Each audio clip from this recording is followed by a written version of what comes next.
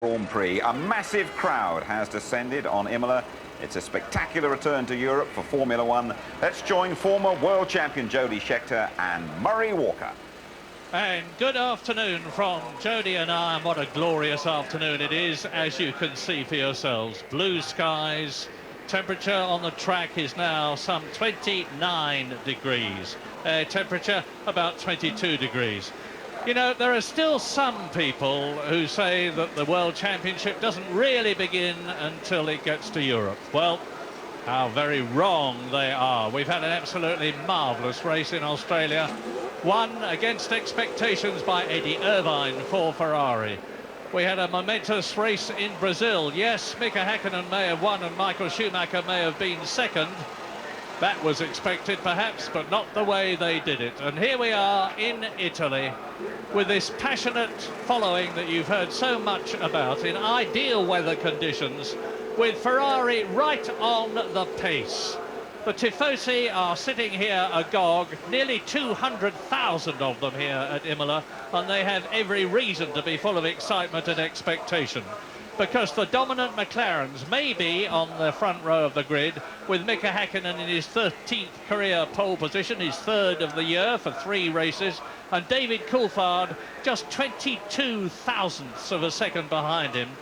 But in a situation where Michael Schumacher in Australia on the grid had qualified 1.3 seconds slower than pole position Mika Häkkinen, and in Brazil, the next race 3 weeks ago, it was still a mammoth 1 second, which is light years in Formula One timing. Here at Imola, he's got it down to 0.2 of a second, and that is neither here nor there, in a race which is going to be dominated by strategy. Are they going to have one stop? Are they going to stop twice for tyres, as they did in general last year? Or are there even going to be some people who turn this event into 3 sprints and 3 stops? Very unlikely, but not impossible. And we've got all sorts of strange things behind them on the grid. The BAR team, the biggest budget in the history of Formula One. They've spent it very wisely on the right facilities, the right car builders, and the right drivers, in the form particularly of Jacques Villeneuve. And after a pretty torrid time in Brazil and in Australia, he's plonked the BAR into 5th position on the grid, less than a second slower than Mika Häkkinen, and that is a very considerable achievement. Rubens Barrichello, you can see the white Stewart more or less in the centre of your picture now. He's in 6th position on the grid, and that is a terrific performance. Incidentally, Ford have announced today that they are, at the end of this year, withdrawing all support from all teams except the Stewart team. That means that the Minardi team is going to have to look elsewhere for power next year. But it's an indication of how seriously the mighty Ford empire is taking Formula One. Mercedes-Benz, power McLaren. Ferrari, power Ferrari. Peugeot, power Prost. And now, as you can see for yourselves, it's changing all the time, with Ford just concentrating on Stewart. Well, David Coulthard, Jody, I think he really is up against it. Winner last year from pole position. He's yet to score points, and yet again, for the 3rd race in succession, Mika is ahead of him on the grid. Yes, but I think what he said was right. He was quicker, really, in practice. He didn't get the full lap in. I could see on the monitor here the purple intermediate times, which means he's fastest in that sector. So I think he's feeling very good. Well, he's got to get past Mika Häkkinen. David Coulthard is a demon starter. He's famous for the way that he can shoot the McLaren Mercedes out from his grid position as though it was fired from a gun. He'll need to do that today, because Mika Häkkinen is no slouch either, nor is Michael Schumacher. And let us not forget, as Jean Todt, the Ferrari sport director, looks at the grid, that Eddie Irvine is right up there, 4th on the grid, the winner in Australia, on softer tyres than the others, which may well affect strategy. Away they go on the formation lap, which gives us a good opportunity to look at Imola. From here up to the Tamburello, where they put in a new chicane after the tragic death of Ayrton Senna in 1994. Accelerate up to 175 miles an hour up to the second new chicane. That's the Villeneuve chicane, which is another left-right, like the Tamburello chicane. There it is. Then up to Tosa, one of the slowest corners on the course, second gear, 55 miles an hour. And the Imola circuit, which measures 3.06 miles long, starts to climb. Look at the crowd in their traditional positions on the banks there. As I said earlier on, nearly 200,000 of them. Up to the Piratella, where they swing left at over 100 miles an hour and start to drop down towards the Acqua Minerale, a double right-hander. Very, very fast approach at about 160 miles an hour. There it is. That's where Riccardo Patrese went out in the lead in the Brabham years ago, an Italian driver, and the crowd erupted with delight because although an Italian driver was out, it meant a Ferrari was going to win, and that's what matters here. Down from the Acqua Minerale to the Variante Alta. They climb and then swing right, swing left, start dropping down again to the Rivazza. And Jody, it's the responsibility of the lead driver to lead them up to the grid.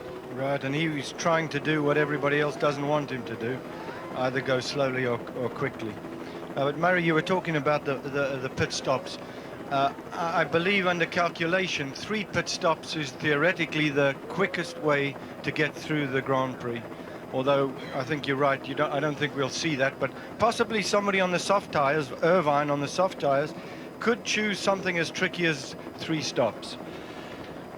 Well, there's only 4 drivers on the hard tyres, and significantly, it's the 2 McLarens, Mika Häkkinen in pole position, David Coulthard in second position on the grid, Michael Schumacher, who is in 3rd position, and way down on the grid, very poor performance as far as he's concerned, Giancarlo Fisichella in the Benetton, 16th. So there is Häkkinen. Now watch them all peel off.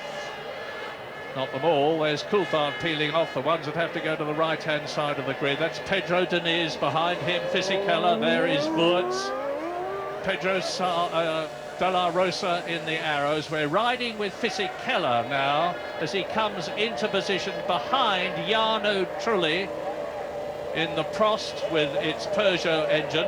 He's 16th on the grid. So there in the background, the safety car, which has got Professor Sid Watkins, the FIA's doctor and surgeon in it. And you watch for the lights. They come on one at a time. When all 5 go out, there's a programmed pause, and the San Marino Grand Prix is go! Good start by Mika Häkkinen. Frentzen dives out from the pack. Villeneuve has stalled. Jacques Villeneuve has stalled from 5th position on the grid. Mika Häkkinen leads. David Coulthard is in 2nd place. Then the 2 Ferraris. There is a furious Jacques Villeneuve. He's gone down and off goes, it looked to me like Olivier Panis. No, it's Trulli. It's Jarno Trulli in the Prost. So his race is over already. And now Schumacher, realising that Mika Häkkinen is pulling away from him, is pushing very hard at David Coulthard. Mika Häkkinen realises that with a clear track in front of him, this is a golden opportunity to build up that vital gap that he needs. It's a long race, 62 laps. Häkkinen, Coulthard, Schumacher, Irvine, Barrichello is in 5th position. Heinz Harald Frentzen has come up to 6th position on the grid. He's moved up because of Jacques Villeneuve's problem, but already Mika Häkkinen is starting to ease away. Yes, and it looks like Coulthard settled down and starting to pull away as well. He obviously wasn't feeling very comfortable in the first few corners, and Michael was all over him. So, but it looks like it's settling down. Well, down to the Rivazza for the first time. And you look briefly there at Sandro Zanardi, Alex Zanardi, and Ralf Schumacher. But here is Häkkinen flinging the McLaren round the corners. Irvine, Barrichello, Frentzen, Ralf Schumacher, Damon Hill is in 8th position as he goes through. Unfortunately, they all seem to have completed that first lap, with the exception of Jacques Villeneuve and Jarno Trulli, of course, who went out on the very first lap of 62 here in Italy. Now, temperatures, here's a replay of the start. Let's see what happens. You can see Jacques Villeneuve stalled there, and it was an absolute miracle that nobody hit him. Yeah, it's so dangerous when somebody stalls on the grid, because you can't really see them when you're one behind. It's too low, and it's very dangerous. Well, he will be very, very unhappy indeed. Jarno Trulli has been making some critical comments about the Prost team, which I don't think have endeared him to the management. He's got some justification because the car is not what he wanted it to be, but it's a new team and it's Prost as opposed to Ligier format, and it is getting better all the time. But look at this. Now, were the McLaren sandbagging all the time? Because at the end of the first lap, Mika Häkkinen led David Coulthard by 1.7 seconds. He led Michael Schumacher by 2.8. This is Fisichella, replay, and he goes down the right-hand side. Now, now we should see what happened to Jarno Trulli as they turn into the Tamburello, but we didn't. We rejoin at the Traguardo, the end of the lap. Now, the previous lap, Michael Schumacher was a second behind David Coulthard. And just to demonstrate how important a race victory to him is there, Mika Häkkinen has just made the fastest lap of the race so far. That was his second, his first flying lap, of course. 1 minute 30.225 compared with the fastest lap we have ever had here at Imola. Heinz-Harald Frentzen, 125.5 in the Williams, but it was a very different motor car in those days. Well, I have to say, even at this early stage of the race, it looks as though the Ferrari promise was a false one, or that McLaren had got something up their sleeves all the time. Right, it certainly looks like they had something up their sleeves, because certainly in practice it looked like Ferrari were really catching up, but this is bigger domination than we've seen. Yeah, 2.2 seconds now. What we never know, of course, at this stage of the race, Jody, is what the strategies are going to be. I mean, it could hypothetically be, that Mika Häkkinen is going to have a three-stop race, and therefore he's going as fast as he possibly can to build up time. I don't believe for one moment that that is the case, but it could be that he's on 2 stops and Michael Schumacher on 1 stop, in which case, with a heavier fuel load, the Ferrari could be going slower. I think I'm grasping at straws for Ferrari lovers, but still. Yes, I mean, the consensus was it was going to be a 2-stop race for most of the people. Something very, if they wanted to really stretch it and do 3 stops, it could be slightly quicker, but not enough to really take the chance. Well, as we watch the 2 McLaren drivers grasping this race by the throat, and Mika Häkkinen particularly, I can tell you that Jacques Villeneuve did not stall his Supertech V10 engine at the start of the race. He had a gear selection problem, is the message that we've been given, in which case he will not be at all happy. But as now the race in this early stage, with Mika Häkkinen leading, David Coulthard, Michael Schumacher, Eddie Irvine, Rubens Barrichello and Frentzen in 6th position, James Allen has news on race strategy. Yes, I'm down in the McLaren garage, Murray. There's a terrific atmosphere of expectation down here. The mechanics all very keyed up, everyone very keen, of course, to win this race on Ferrari's home turf. Looks to me as though Mika Häkkinen is going with a 2-stop strategy, as lap times suggest that. But of course, if you were Michael Schumacher, you wouldn't want to run the risk of starting on 2 stops with the possibility that either Coulthard or Häkkinen might start on 1. If you were stuck behind them at the start, you'd be finished. So if you're hedging your bets, and I spoke to a number of the strategists from the other teams, I said, what would you do if you were running Michael Schumacher here today? They said, I'd start him on 1 stop, because McLaren may well split their strategies. 1 car on 1 stop, 1 on 2 stops. As we said before in the introduction, 1 stop is a bit of a gamble on the brakes, but the difference in the weight is 15 kilos, about half a second a lap. It looks to me at the moment, my guess at the moment, is Schumacher and Coulthard are 1 stopping, Häkkinen 2. Well, time will tell. Thanks for that, James. Very useful indeed. And as I said, Ferrari certainly at the present moment seem to need some straws to clutch at, because Michael Schumacher is now 3 seconds behind Coulthard and 6.3 seconds behind the incredible Flying Finn, as he signs himself, Mika Häkkinen. As we look now at Olivier Panis, and Panis is being chased by Tora Takagi in the There he is, there's Takagi in the arrows behind Mika Salo. Now Salo started down in 17th position on the grid, and he's fought his way up to, currently in 14th place. So Mika, who was going extremely well in practicing, and this is his first drive in the BAR. Here we are, replay.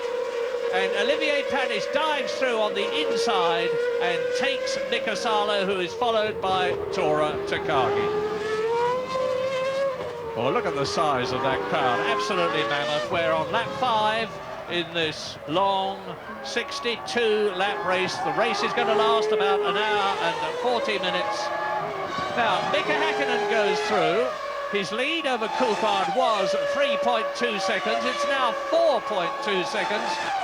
And if David Coulthard was a worried man before, and he's been going round the whole Imola meeting with people saying to him, are you going to do it this time? And him saying, I'm very confident. You felt he was whistling in the wind a bit. He must be even more worried now. Not as worried as old Michael. He's it's not even a race. I mean, he's 1 second a lap consistently slower than Mika. I think it's a surprise, probably for everybody except McLaren's. Louise Goodman is with Jacques Villeneuve. Jacques, a gear selection problem, I understand. Can you confirm that? I have no idea what happened. All I know is that I couldn't go anywhere. Dreadfully disappointing for you, but still so many positive things to take away from this race, I presume. Well, we wanted to finish a race to see if the car could last, so that's not positive at all. We've been quick, but that's what we were expecting.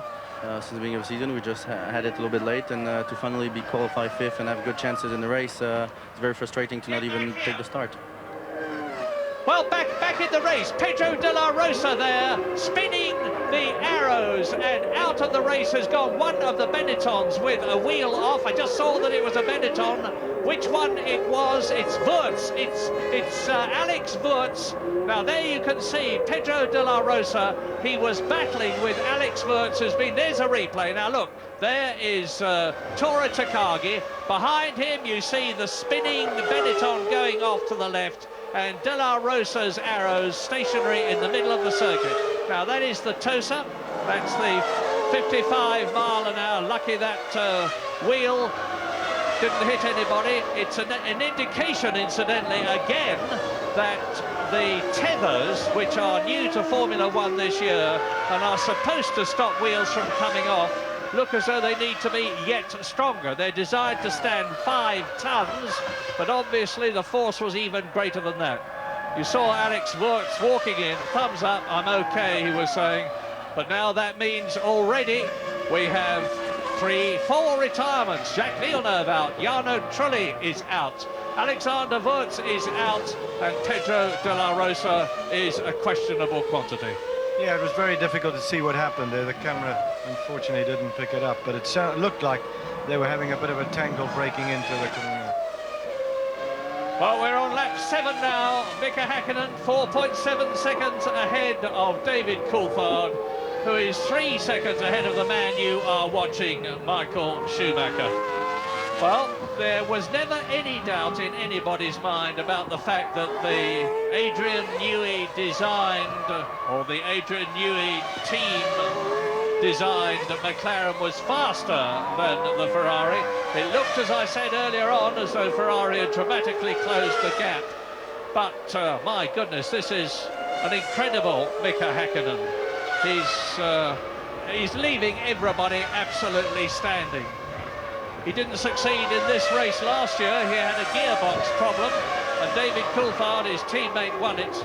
But Mika Häkkinen has only got one problem now, potential problem, and that is reliability. It looks, even this early in the race, as though nothing can stop him. But the McLarens have not been as reliable as they would have hoped. Neither of them finished in Australia. David Coulthard failed to finish in Brazil, although admittedly Mika Häkkinen won the race.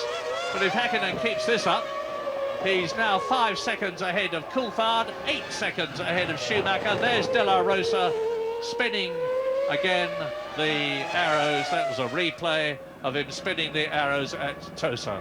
Now the top 10 in the San Marino Grand Prix on lap 8 out of 62. as you watch the seemingly unbeatable here. Mika Häkkinen leading by 5.4 seconds. David Coulthard follows him with Michael Schumacher in a poor third position in comparison with his hopes. That is Alex Wurtz's Benetton, minus wheel, being carried in. And in fourth position, it's Eddie Irvine. He's nearly 15 seconds behind Häkkinen now, who's not only flying, but going faster and faster. Yeah, it looks like there must be some different strategy between Coulthard and Häkkinen. I'm looking at the sector times, and Häkkinen is faster than him nearly everywhere, down the straight as well. So I can't see, unless he's having a bit of a problem. Maybe they are on a different strategy. Well, Eddie Irvine is fourth. Rubens Barrichello is in fifth position. Excellent in the Stewart as a result of Villeneuve going out. Barrichello has gained a place. Then there's Heinz-Farrell Frentzen. There he is, followed by Ralph Schumacher and Damon Hill there in eighth position. Right up behind him is Jean Alesi, the French Sicilian in the Sauber. Now the Sauber seems to be, there it is, seems to be going much better in the race in comparison with practice and qualifying. Alesi was complaining about an awful lot of oversteer. Behind him is Johnny Herbert, who started way down. He's in 10th position at the present moment, and Herbert has fought his way up through the field in hopefully a reliable Stewart Ford. He blew an engine in the warm-up this morning, and they've changed it, and now we're riding with Alesi, and in front of us is Damon Hill. Out of the Variante Alta. What's the approach to Rivazza like, racing-wise, Jody? Sorry, Murray, it wasn't there when I was there. That's one of the new corners. Here we are, out of the double left-hander at the Rivazza, up to the Variante Bassa, the right-hander, and Alesi pushing Damon Hill very hard indeed. Incidentally, while we're watching Damon Hill, you know that his beard is off. I'll tell you the real reason. His wife Georgie said to him, "I haven't kissed you properly for 6 weeks, Damon," and the beard came off this morning. So, there we are, Damon Hill, world champion 1996, and he won't be terribly pleased with this. He qualified in 8th position, he's only in 8th position, and remember that Villeneuve, who started ahead of him, is out of the race, so that means to say that from that point of view, Damon could be regarded as being in 9th position. But ahead of him, as he goes up from the Tosa to the Piratella, ahead of Damon Hill is Ralph Schumacher. We're on lap 10, which already is 1/6 distance. We should see people coming in from about lap 18, unless they're on a three pit stops. So I think that's when the race will start developing into maybe a different type of race, although Mika still looks so dominant, doing quickest times in sectors all the time. He's just done the quickest lap time again. Well, here we are, the first left-hander of the Rivazza, the second one, which is turn 14 in this 17-corner lap. And Alesi is right in the slipstream of Damon Hill. He can't do anything about it, because these cars, the performance is virtually identical. The drivers are the best there are in the world, and so if you're tight up behind a car whose performance is virtually the same as yours, and it's driven by a driver who's as good as you are, you've got to try and force him into making a mistake, which is what Michael Schumacher will be trying to do while we go to a break.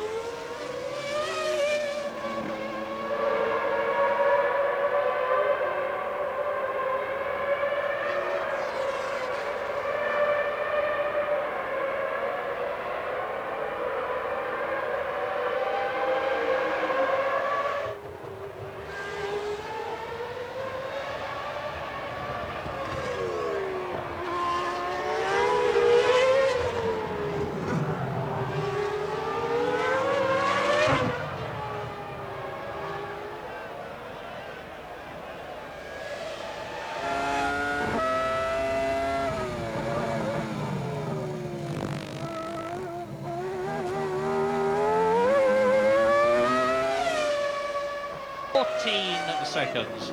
That is Mika Häkkinen. This is not so much a motor race as a Grand Prix demonstration at the present moment. And the demonstrators at the front are Mika Häkkinen, that you are looking at in the McLaren Mercedes, and his teammate to a lesser extent, David Coulthard. Now, our belief in the commentary box here is that Mika Häkkinen is going to be on a two-stop strategy, which makes sense. He would be driving the car with a lighter fuel load and therefore able to go even faster in comparison to Michael Schumacher than he went yesterday, because the gap between Schumacher and Häkkinen, who were respectively third and first on the starting grid, was only 0.2 of a second. Well, now on lap 13, Häkkinen leads Schumacher by 13 seconds, so he's built up a lead of a second a lap. Now he's getting pretty close to a situation where he could come in, stop, take on 4 tyres and wheels and refuel and still get out in the lead. Not yet, not yet. He needs an absolute minimum of a 20-second lead. But Jody was hypothesising that they'd start coming in round about lap 16. It's my personal view, that's a bit early. But last year they were coming in on round about laps 26 and 44 on two-stop strategies. But it's not going to be very long either way, as we look now at David Coulthard, who leads Michael Schumacher by just under 5 seconds. In which case you could regard David Coulthard as a bit of a spoiler if he's on a one-stop strategy. Yes, I mean, I think if they are, they're just crossing their bets. I think the only could Mika be on a 3-stop strategy. I wouldn't think they would take such a chance, but the way he's going is incredible. He's really a consistent 1 second a lap faster than Michael, and nearly a half a second quicker than David. So it's a bit puzzling. Maybe he has got that gap. I don't know. Well, anyway, as you watch Ralph Schumacher, Damon Hill and Jorna Lacey battling for 7th place, back again to James Allen in the pit lane. Well, Murray, as Jody was just saying, this really is a race for the strategists. I've toddled along now to the Ferrari garage and went up to their genial public relations man, Claudio Berra, to see if I could get any information from him. But, of course, as always in Formula One, they don't make it easy for you, not giving anything away. But what I can tell you is that last year Michael Schumacher started the race with 75 kilos of fuel on board. He stopped on lap 26 there. He'd only need an extra 15 kilos of fuel to go through to lap 33, which is the midpoint if you're stopping once. But I can tell you that Ferrari really are concerned with the effect of the extra weight that would have on the brakes. Now, looking at the times at the moment, 129.222 for Häkkinen in that last lap. They're still some way off the 128.6 we saw the fastest this morning by Coulthard in the warm-up. I think you could probably rule out a 3-stopper, and I'm still in my belief that Häkkinen stopping twice, Coulthard and Schumacher stopping once. You may be right, James, but whatever, David Coulthard there is now under pressure from Michael Schumacher, no doubt about it. The gap between the two of them, the McLaren there and the Ferrari in the background, has come down to just over 3 seconds from 4.4 seconds, and it's been heightened by the fact that David lost a little time coming out of the Tosa. He put his right rear wheel just over the concrete rumble strip onto the grass, slipped a bit, and that will have enabled Michael Schumacher to close up a little. Not a lot, but David likes this circuit, fancied himself very much here after his victory last year. He's not in the race at the present moment compared with Häkkinen, but the strategy could change the whole thing. If Häkkinen is coming in twice and David is coming in once, it's going to be a very tight finish to the San Marino Grand Prix. Lap 16 out of 62, and Mika Häkkinen has gone faster again. He's really forcing to build up a lead. He's just gone round in 129.145, which is faster than his fastest lap and the fastest lap last year.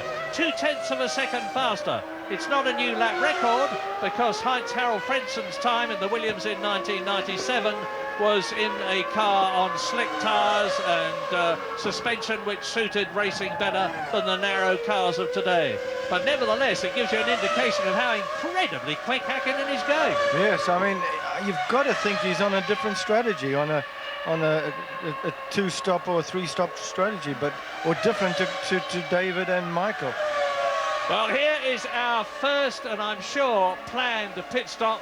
Jody, you were absolutely right. You said they would start round about lap 16, and this is lap 16. My hat is taken off to you. 10.4 seconds for Jean Alesi, who will have taken on quite a fuel load, of course, but he's obviously on a two-stop strategy. And there is Mika Häkkinen. Now he's already up with Marc Genet, who is running 18th and last on the track.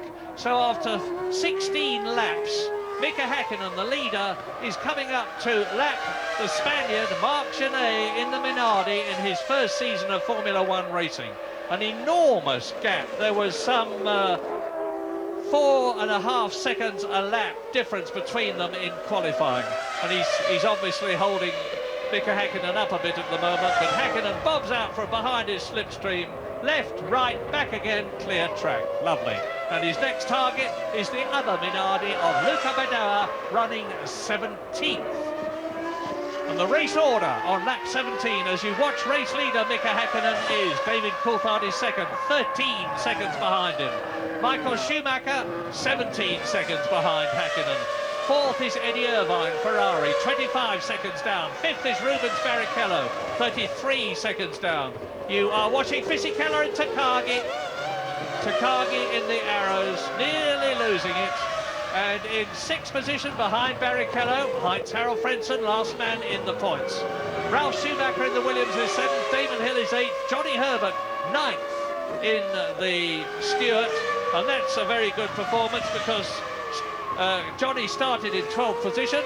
He started, and Louise Goodman has Alex Wurz. Alex, from the pictures that we had, it was quite difficult to see what happened. What can you tell us? I can tell you that a collision with Pedro de la Rosa. Pedro was in front of me due to the problems with Jacques Villeneuve from the start. Oh,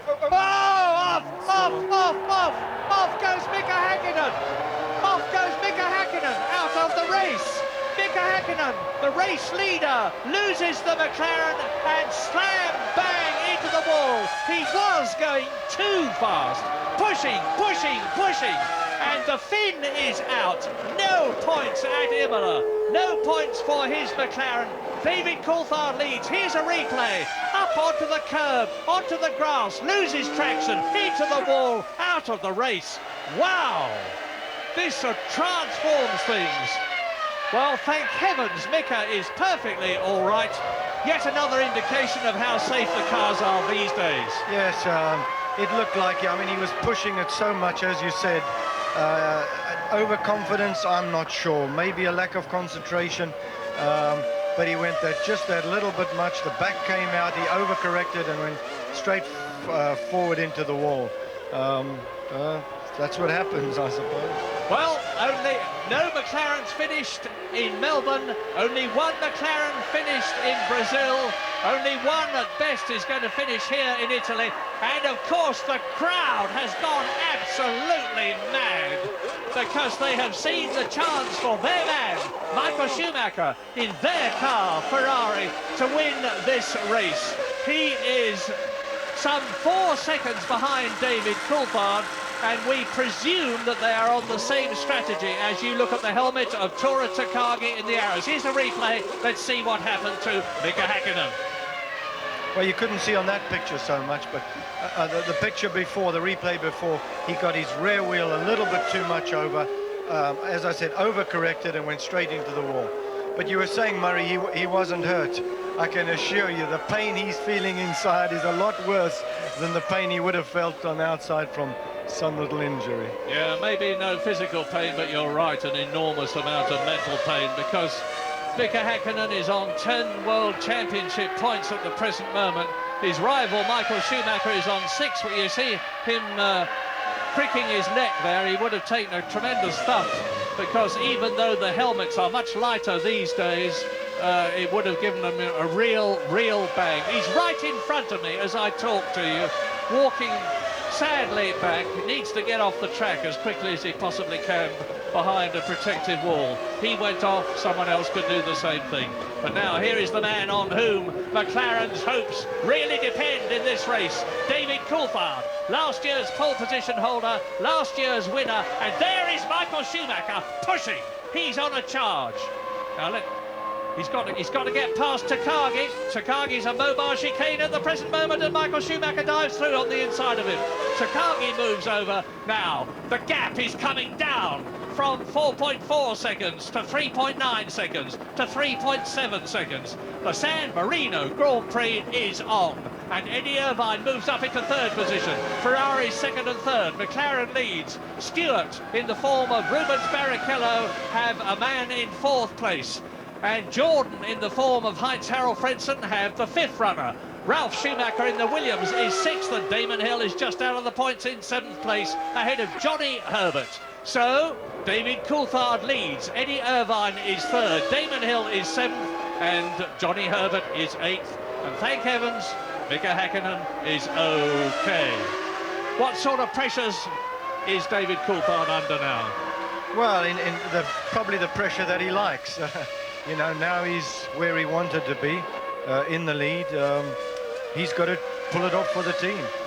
Michael obviously has got a new lease of life, because he knows now that he's capable certainly of winning the race. I think with Mika there, he had no chance at all. Well, even if he doesn't win the race, even if he finishes second, that's 6 World Championship points, which would put him ahead of Mika Hakkinen. And everybody, including me, keeps on saying how incredibly quick the Ferraris are. But as a lot of other people rightly point out, they may be quick, but they are not leading either championship. James Allen has news. Murray, don't you just love Grand Prix racing? As soon as you think it's becoming processional, something happens, turns the whole thing on its head, and the sport reinvents itself. This really is a close race. These guys are definitely on the same strategy. But just in case Mika Hakkinen's feeling too bad, he should consult himself with the fact that back in 1993 in qualifying, the late great Ayrton Senna did exactly the same thing. Lost it out of that chicane, spun it backwards in a McLaren. So he's in good company there. Yep, and Michael Schumacher is going through this field like a hot knife through butter, and look, you can visually see that he is closing up on David Coulthard, race leader. He went past Marc Genet in the Minardi as though he was standing still. And now Coulthard, Schumacher, Irvine, Barrichello, Frentzen, Schumacher, Ralph are the top 6. Damon Hill still there. Schumacher is catching Coulthard. Eddie Irvine is actually catching Michael Schumacher. The gap between them is 9 seconds, but it is diminishing. And that could be an indication of the fact that they are on different strategies, or the fact that Michael Schumacher is on hard compound Bridgestones and Eddie Irvine is on a softer compound Bridgestone. They'll both last the race, no problem there. It's just a question of which is more suitable for the heat conditions that apply today. And it is pretty hot, because the track temperature now is 30 degrees. And the crowd there on the Rivazza bank are silent but enormously excited. 3.8 seconds between Coulthard, race leader. Michael Schumacher, the winner in 1994 for Benetton. Second last year, second the year before. There is Marc Genet and Takagi nearly losing. I'm not at all sure he didn't actually lose the arrows. If he got it back into shape, he did very well indeed. Well, we've got two very experienced chaps, Jody, because David Coulthard is in his 77th Grand Prix. Mika Hakkinen in his 120th. But whilst Michael Schumacher is closing up on David Coulthard, we're going to take a very quick break.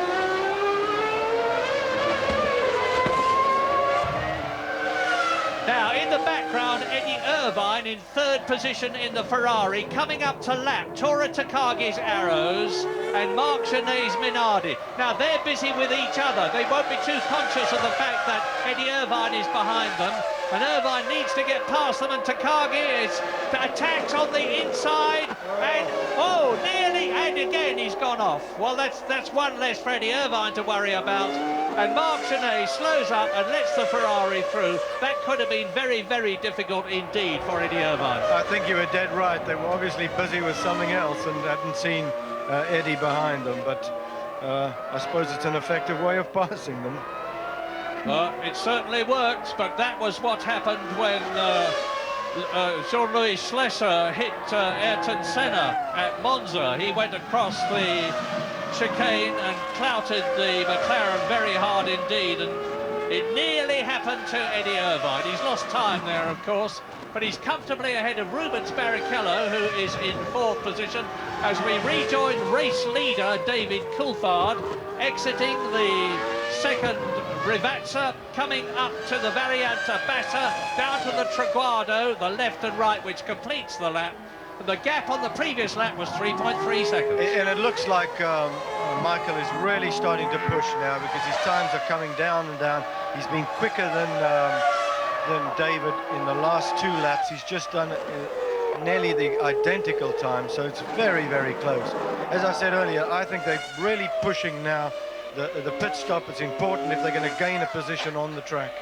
Well, this is all very bad news for McLaren, of course, because although David Coulthard is leading the race, there's the vital Constructors' Championship. And again, Ferrari are demonstrating reliability as into the pit lane comes the steward. Now, is it Rubens Barrichello or is it Johnny Herbert? It's Rubens Barrichello. He's coming in from fifth position. He was only 6.7 seconds ahead of Frentzen, so Frentzen will have gone through and taken the place as Fisichella with Pedro Diniz behind him, and they are Lacey behind him, my apologies. They are 11th and 12th, exit the Traguardo. Alex Zanardi in the Williams, and he is only in 10th position, not a good race for him. Back again with John Alesi, 12th position, chasing, and the sole BAR upholding the new team's honour. Mika Salo, it's his first race in the car, ex-Arrows driver last year. He was released, as they put it, by the Arrows team, missed the Australian-Brazilian Grand Prix, has rejoined because Ricardo Zonta, the Brazilian, hurt his foot in practice for the Brazilian Grand Prix, and Mika Salo has been proving what a very fine driver he is. Coulthard has just done the quickest lap that he's done. Michael was slightly slower that lap, so it's getting down to where they're getting ready for a pit stop, and they want to gain as much time as they can so they don't lose a position on the track. Well, now we're at the Variante Alta, right, left, dropping down to the Rivazza, riding with Jean Alesi, chasing Fisichella, 180 miles an hour at this point. There's right, and then down through the gears to second gear to a maximum of about 60 miles an hour at the apex, and really get some lock on there. That's how quick the driver's reflexes have to be in Formula One. Marc Genet, into the pits comes the Sauber of Pedro Diniz. Diniz is in an excellent ninth position, ahead of his teammate Jean Alesi, who's reckoned rightly so to be one of the quicker men in Formula 3. We're on lap 26. David Coulthard has yet to stop. Michael Schumacher has yet to stop. The gap is 3.4 seconds, or was. Here is the leader into his 27th lap. 3.4 seconds. Schumacher continues to inch up on the McLaren ahead of him, and the positions could all be changed when they come into the pits for their first, never mind their second stops. I think the thing now is which one can stay out the longest, so they can get a little bit of an edge, and are they faster towards the end? Now, Louise Goodman's got Mika Hakkinen. I have got Mika Hakkinen with me. Mika, you were pushing very hard at the beginning of that race. Did you push just a bit too hard? Well, obvious question what the people normally ask. Was it your mistake or was it the car mistake? With racing drivers, we never said it was our fault. But I think this time it was, I was just pushing the car on the limit, like I said, and I was on the curb, coming out of the corner, and just where the rear tires dropped off the curb, it spun the car around, and there's no way I could have handled the machine. It just slid on the wall. Big difference in pace between you and David. Was that down to strategy, or were you just going for it? I can tell you that maybe tomorrow. Thank you, Mika. He's told us already. He's told us in effect that he was on a two-stop strategy and David Coulthard was on a one-stop strategy. Well, in my day, when you came out the car, they said, "Stupid boy," after you've done something like that. well, he'll be kicking himself, no doubt about that. We're on lap 27, getting up towards half distance already in the San Marino Grand Prix, with Coulthard and Schumacher both yet to stop. There's David. And Schumacher is some 3.3 seconds behind him now. There he is in the background. I was talking about the effect of the Constructors' Championship. Well, if David Coulthard wins this race, he will be on 10 points. And we're looking at a Lacey diving through inside Fisichella. And that is an indication of how badly the Benetton is handling compared with the way they'd like it to handle. Yeah, I mean, you know, it's strange. Early on, when it seemed like everybody was leaving Benetton, and they still came back being competitive, and I couldn't understand that, because they obviously had depth of engineering, but yeah, I think it shows, you know, when you lose your good people, you really can't keep the car in front all the time. Well, Damon Hill is in the top 6 now. Rubens Barrichello has been in to make his pit stop and has lost time. Damon Hill took advantage of that, moved up into the top 6, but he has yet to stop. Now, I will get this point out about the Constructors' Championship. At the moment, Ferrari are on 10 World Championship points, with Schumacher second and Irvine third. McLaren the same, with Coulthard leading the race. But it would mean that if they stay where they are now, Ferrari will still be leading the Constructors' Championship by 8 vital points at the end of this race. Remember what Eddie Irvine said about putting money on himself still leading the Drivers' Championship at the end of this race. Well, he's on 4 World Championship points at the moment, which would give him 16 in all. And unless Michael Schumacher wins this race, and even if he does, they would be equal. It looks as though Eddie Irvine could well be right. Lap 29, Coulthard leads. There he is on the right side of your screen. Behind him in the Scarlet Ferrari, climbing out from the Tosa, that man, Michael Schumacher, 34 laps left. Eddie Irvine is 19 seconds behind Schumacher. Into the pits comes Ralph Schumacher in the Williams from 4th place.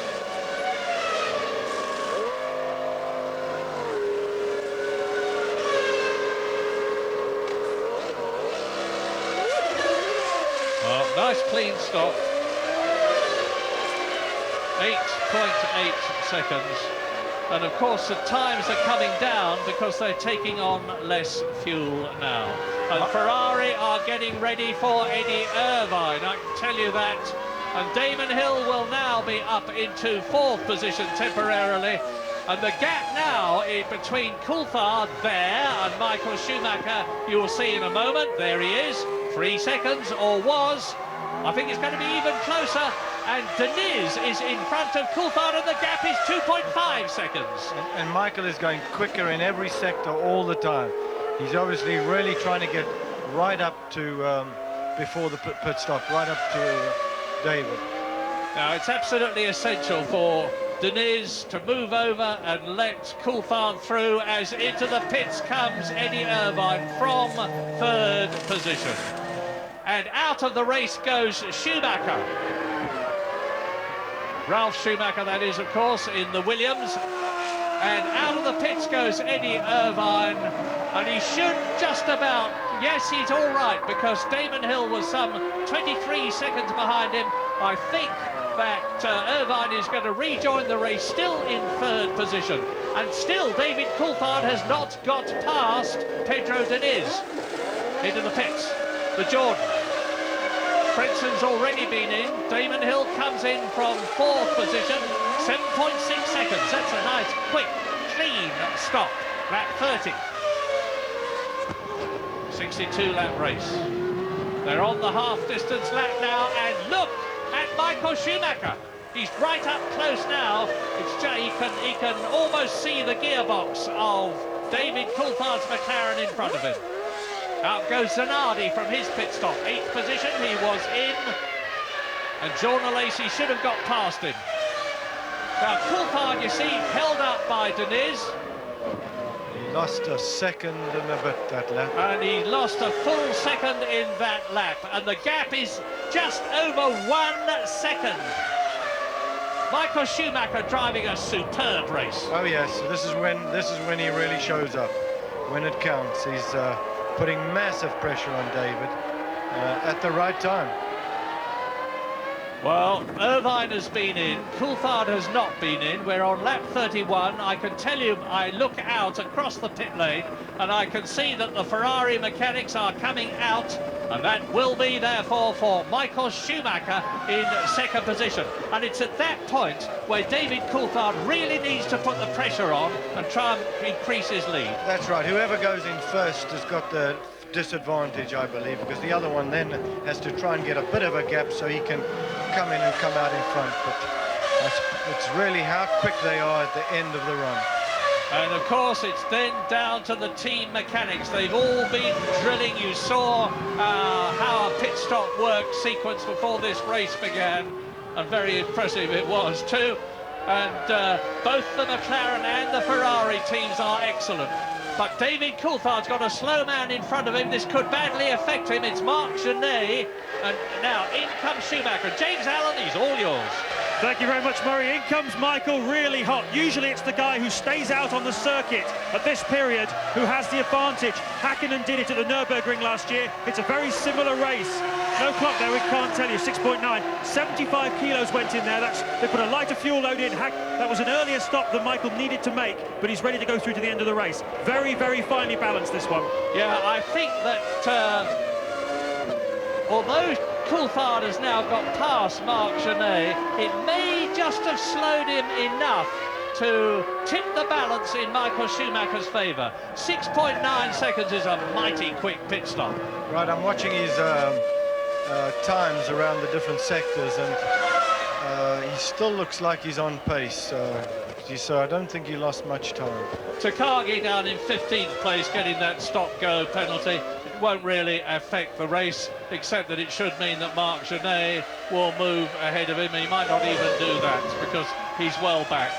The last man on the circuit that's running at the present moment is Marc Genet, and there is Takagi out of the race. I think it looked like Takagi to me. He's decided that he won't take his 10-second penalty. Johnny Herbert comes in, and Herbert comes in from 5th position in the points. So both the Stewarts are now in the points, or they were when Johnny came in. I'm just trying to work out whether he will have lost his place. Yes, he will have lost his place to Frentzen, and it is Tora Takagi who is out of the race. So we now only have 15 of the 22 competitors left, and Rubens Barrichello is tight up behind David Coulthard. And David did a slow lap that last lap, which is going to hurt him tremendously, because now is the time he absolutely has to get in the hottest laps he can. This is as much of qualifying now, these next few laps, as qualifying is. Precisely so, but I have to say that the master tactician in Formula One, in my opinion, is Ross Brawn, who is the Ferrari technical director. He's worked with Michael Schumacher at Benetton and made him world champion 2 years in succession, 94 and 95. He went across to Ferrari at Michael Schumacher's behest, and he's got a wonderfully acute and astute tactical brain. And it could well be that he made the right decision to bring Michael Schumacher in a bit earlier. We're on lap 33 now, 29 laps left in the race. We're over half distance. David Coulthard, of course, has increased his lead to some 20 seconds, but it takes all of that for a pit stop. And he needs to have, in my opinion, a lead of over 20 seconds in order to have a chance of preserving his lead. Is this the second BAR going out with Mika Salo at the wheel, slowing down? But now on lap 34, race order, David Coulthard, 19 seconds, and he's ahead of Michael Schumacher, who's had his stop. And Michael Schumacher on fresh tyres is flying. He's just made the fastest lap of the race, faster than Mika Häkkinen, 1:28.8, which of course is half a second faster than the fastest lap last year. And Michael Schumacher, like everybody, is on 4 groove front tyres, whereas last year they only had 3 grooves. What's the difference? Apart from 1 groove, less grip. And still, Michael Schumacher can go faster than last year. He's flying. They have to bring David in now, unless they're on a one-stop strategy. I can't see I can't see him winning the race if they keep him going this slowly when Michael's going so fast. Well, he's on the hard tyres. There's no doubt about the fact that he could do the whole race on one set of tyres, because it's not that the tyres won't last the race, if anybody thinks that. It is that the grip is not as good as it is on fresh tyres. So it's a very fine balancing point between coming in and changing a set or not. And we're going to know who's got the solution, the best solution, very shortly. Through for another lap goes David Coulthard. He's on his 35th lap now in this 62-lap race. But the lead has come down to 18.6 seconds as Schumacher on fresh tyres in comparison with Coulthard on worn tyres is closing in on the McLaren ahead. Eddie Irvine is still third. Rubens Barrichello is back into 4th position after Frentzen and Hill have stopped. Frentzen is 5th in the Jordan. Damon Hill is 6th in the Jordan. So 2 Ferraris and 2 Jordans in the top 6. And that's great news for Jordan, who are fighting for 3rd place in the Constructors' Championship. As McLaren come out of the pit, the McLaren mechanics come out, they're getting ready to bring David Coulthard in. Michael Schumacher's stop took 6.9 seconds. If David Coulthard takes longer than that, he's going to be in trouble. I think he's going to be in trouble. There are the mechanics. They're all ready. At the front jack, the rear jack, as Zanardi comes towards us. He's in 9th position ahead of Jean Alesi's Sauber. 15 cars and drivers left in the San Marino Grand Prix, and this is the man that everybody is watching. James Allen, he's entering the pit lane. Well, David Coulthard had a 2.6 second lead over Michael Schumacher before Schumacher made that stop. David Coulthard now in the pit lane, and 6.9 the target, 18.3 seconds Coulthard's lead before he came in this time round, and I don't think that's enough to get back out in the lead. There's a little bit of confusion at the back end. It definitely wasn't quite as quick as the Ferrari guys. Now Schumacher took it slightly easier on the full tanks. Watch out for Coulthard's brakes later in the race. James, let me have it. Schumacher takes the lead. It's too long, but it took 3 seconds longer than the Ferrari stop. And what is more, Michael Schumacher has slashed his way through the traffic, and David Coulthard has got 2 cars between him. And there they are. There is Schumacher making his way through the traffic as David Coulthard exits the pits. This could be the turning point of the race. I think it is. Michael was going so quickly coming up when he put those new tyres on. David wasn't getting the times out, and as you could see, the pit stop was a little slower. And I think that's what it's about in these races. Well, in the past, the Ferrari team had a bit of a reputation for being slightly chaotic. Not anymore, not anymore.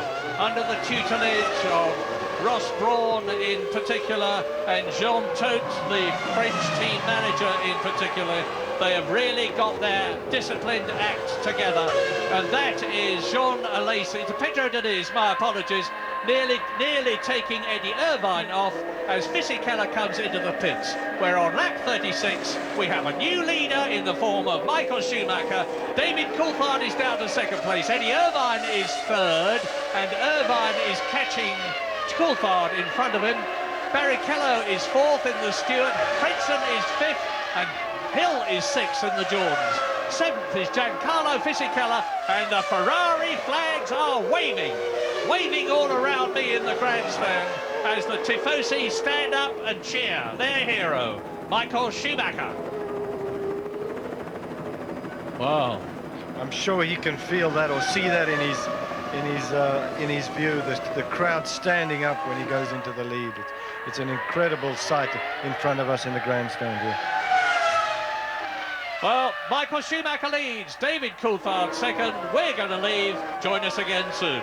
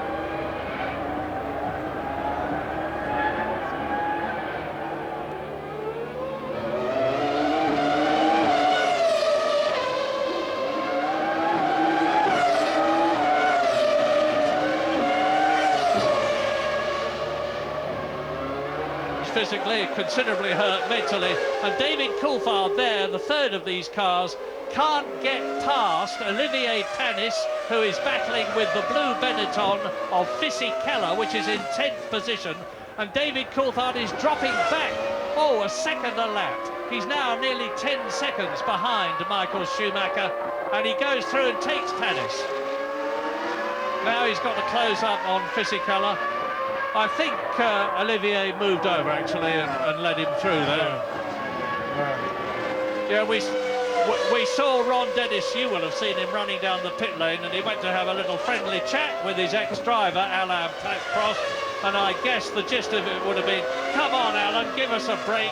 Tell your chap to move over and let David through. He is, after all, a lap ahead of him, and he's not going to gain anything by holding him back." But the man who has gained, of course, is Michael Schumacher, because David Coulthard has still got to get past Fisichella, who is in 10th position, and nearly a full lap behind him. David trying very hard, too hard. Panis goes through again. Locked up brakes there, just went straight off. And he's not doing quick times either. He's really battling with his new set of tyres.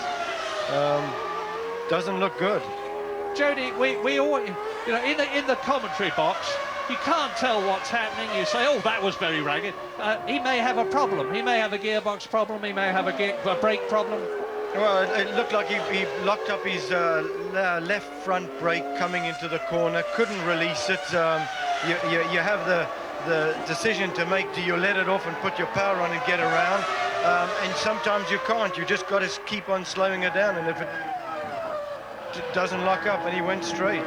Well, meantime, very quickly, before we go to James Allen, I can tell you that Eddie Irvine in third position is catching David Coulthard. there is a prospect at the present moment of a Ferrari 1-2. James, what's the news? Well, I mentioned at Coulthard's stop that I thought that Michael had been taking it a little bit easy in the opening stages. Of course, then at that point in the race, the cars are filled with fuel, 85, 90 kilos of fuel on board, and that's when the brakes take the real hammering. Michael was taking it a little bit gingerly at the start compared to the two McLarens, and now I was wondering whether or not the McLaren brakes would start to go off as a result of the pace Coulthard was pushing at, and maybe we're starting to see that's definitely the first sign of a long brake pedal for Coulthard, which allowed Panis to get back in front of him. Well, whatever it is, David Coulthard is back in exactly the position that he was before, as you rightly point out, James. He's got to fight to get past Panis again, and he's still got to get past Fisichella, and all the time, there he is, the race leader, Michael Schumacher, riding the curves, which the Ferrari does extremely well, is pulling away from him. It's over 13 seconds now. That was Norbert Haug, the Mercedes boss.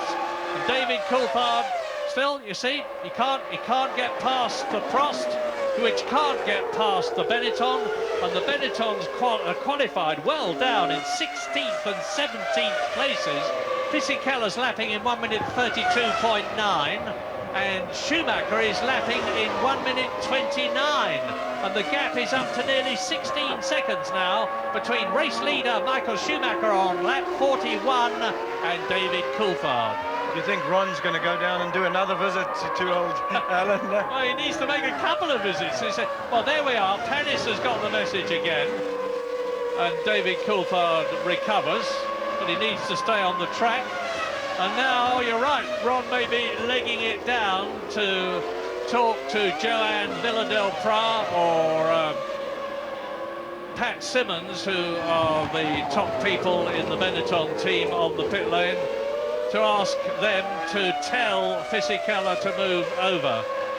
You may think that's not cricket, but it isn't cricket anyway, it's motor racing, and David Coulthard with Fisichella effectively a lap behind him wouldn't be unreasonable if he was saying on the radio to Ron Dennis, for heaven's sake, tell them to get Fisichella out of my way so that I can attack this chap. Michael Schumacher, lap 42. Schumacher goes faster again. He's really going for it. 1 minute 28.6, which is 7/10 of a second faster than his fastest lap last year. 1 minute 29.34. And that's the quickest David lap. Coulthard's done it, and Panis is thumped by Fisichella. Olivier Panis is having a terrible 1999. I thought it was David Coulthard for a second, but it wasn't. So Michael has just set the fastest lap of the race, which is the first time he's gone quicker than Mika had gone earlier on. Yeah, and that's because you see, Michael Schumacher's going through this field like a hot knife through butter. He's right up to Damon Hill, who is running 6th. He's lapped everybody except the 6th, 5th, 4th, 3rd and 2nd place men. And Damon Hill is 63 seconds in 6th position behind Michael Schumacher on lap 42. 63 seconds behind in a lap which is taking 88 seconds. So it looks as though if Michael Schumacher goes for the rest of the race as he has gone so far, he's certainly going to lap Damon Hill. But both the Jordans are in the top 6 on 3 World Championship Constructors points. Rubens Barrichello, an excellent 4th for the Stewart team, and Barrichello's already had a 5th place in Australia, where he led the race very convincingly indeed, the first race of the year. And then 5th and 6th position, Frentzen and Hill. There's the Benetton team ready to receive Fisichella with Woods out of the race long ago. The retirements, in order of retirement, Jacques Villeneuve, who had that gear engagement problem. Jarno Trulli went off, Alexander Wurz out of the race, as are Pedro de la Rosa in the Arrows. And Hakkinen, of course, with his crash. Ralf Schumacher went off the track. Tora Takagi spun out. And there are 15 left now out of the 22 that started. What I can't understand is why is Michael pushing it so much now?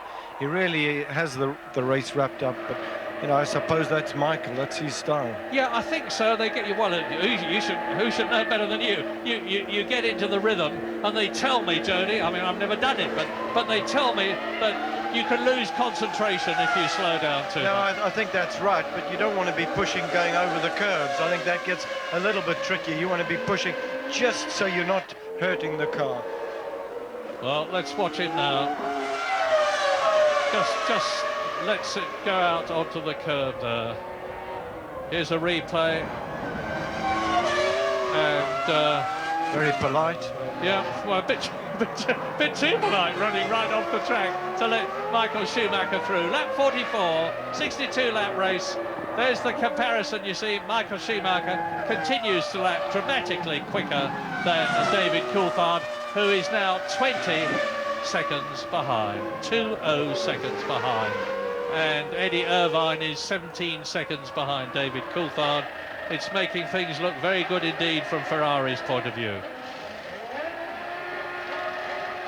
The Sauber, Pedro Diniz, he's way down in 15th position. He has already been lapped.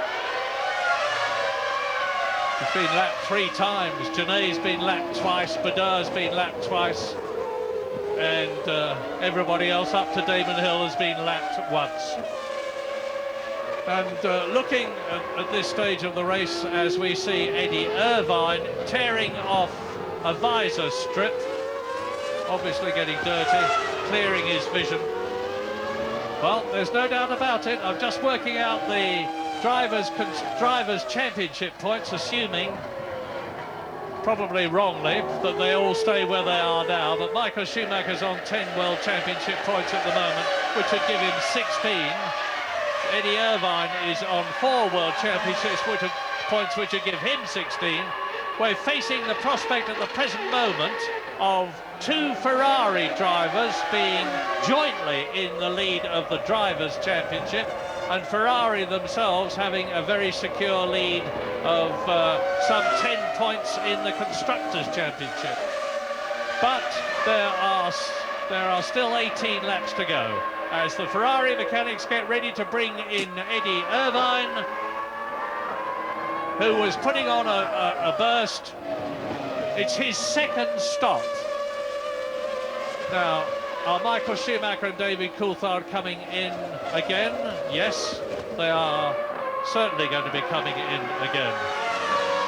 But Michael Schumacher is almost in the situation now where he can come in, make his change and just get out in the lead, which would more or less sign and seal things for David Coulthard, assuming the Ferrari stays as reliable as it has been. James, here's Irvine. Schumacher. It's Schumacher. So that's why he was pushing surprise. it. Yeah, that's why he was pushing it. I mean, now it starts to make sense, doesn't it? Yeah, Michael Schumacher came in. We were expecting Eddie Irvine. Very, very quick stop indeed.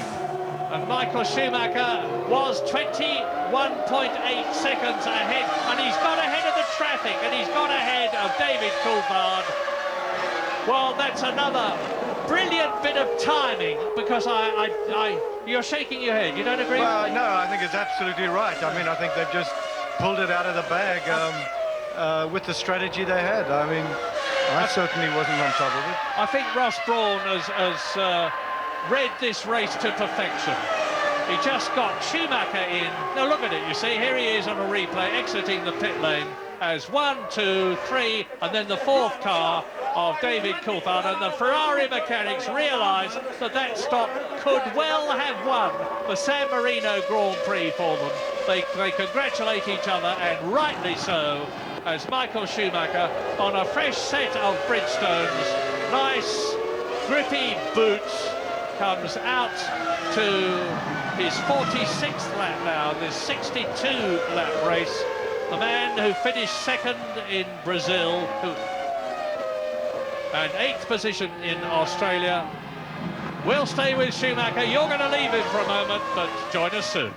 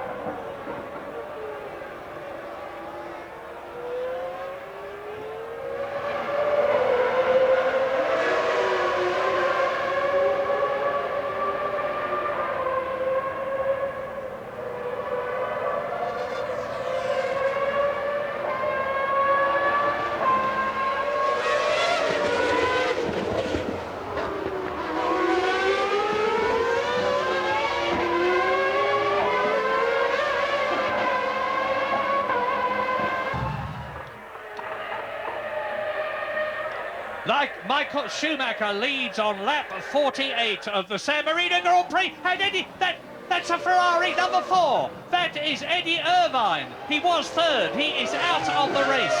What happened to Eddie Irvine? Well, all I can tell you is that the Ferrari is out. It looks like an engine problem. Here's a replay. Eddie Irvine rolling to a standstill with smoke pouring from the back of the V10 engine. That is it, out of the race. And that means to say that, and there is Frentzen. And Frentzen was running in 5th position. Now, Damon Hill is up into 3rd place. Rubens Barrichello is up into 4th place. And up into 5th position comes Johnny Herbert, followed by Alex Zanardi in the Williams. Well, what a couple of developments. 2 top 6 men out. Michael Schumacher, and you have to worry, Jody, when you see one car go out in a team, you have to worry about the other one. That's right. I think Michael now he's got to back off, drop his revs a little bit. Mind you, David's still in striking distance, but I would say he want to be just trying to drop the revs a little bit, because if he has the same engine or the same rev of an engine, it could happen to him as well, and maybe he can save it a little bit. Well, there is David Coulthard, who has yet to make that second stop that we're expecting. And but he will have seen Eddie Irvine's car stationary by the side of the road. And if I can work out that one Ferrari going out could mean that the other will go out, David Coulthard is more than capable of doing the same thing. So that will have heartened him enormously. The gap between them is about 6 seconds, and James Allen has got some Ferrari news. Well, Murray, I'm down in the Ferrari garage with Claudio Barra, team spokesman. Claudio, what happened to Eddie? Exactly, I don't know why I don't have information in the radio, but I watched the TV, and the TV I think is a classic broke. And then I look the France's car in spin after Eddie. I think so. The problem is in the angel gear, but it's sure they are problem. And you think Frentzen? They are all in the track. Yeah, so you think Frentzen went off on the oil. Okay, thanks a lot, Claudio. Well, lap 49, Damon Hill moves up into the podium position of 3rd place. He's yet to score a point in 1999. He desperately needs some. I've been saying that 3 men had slightly tarnished reputations when this race began. Alex Zanardi, Damon Hill and David Coulthard. Well, David Coulthard is running 2nd, but you just see the McLaren behind Michael Schumacher. Damon Hill is running 3rd. Alex Zanardi is in 7th position, because up into 6th place now, as a result of Zanardi's pit stop, has come Giancarlo Fisichella in the Benetton. We certainly didn't expect that at the beginning of this race, after they had a very, very bad practice at qualifying period. And Rubens Barrichello is in 4th place. Both the stewards in the top 6. Order again. Schumacher, lap 50, leads by 7 seconds. He leads that man, David Coulthard. Damon Hill has been lapped, but he's 3rd. Rubens Barrichello is 4th, 11 seconds behind Hill. Johnny Herbert is 5th in the Stewart, 24 seconds behind Barrichello. Fisichella is 6th, Zanardi is 7th, Alesi is 8th.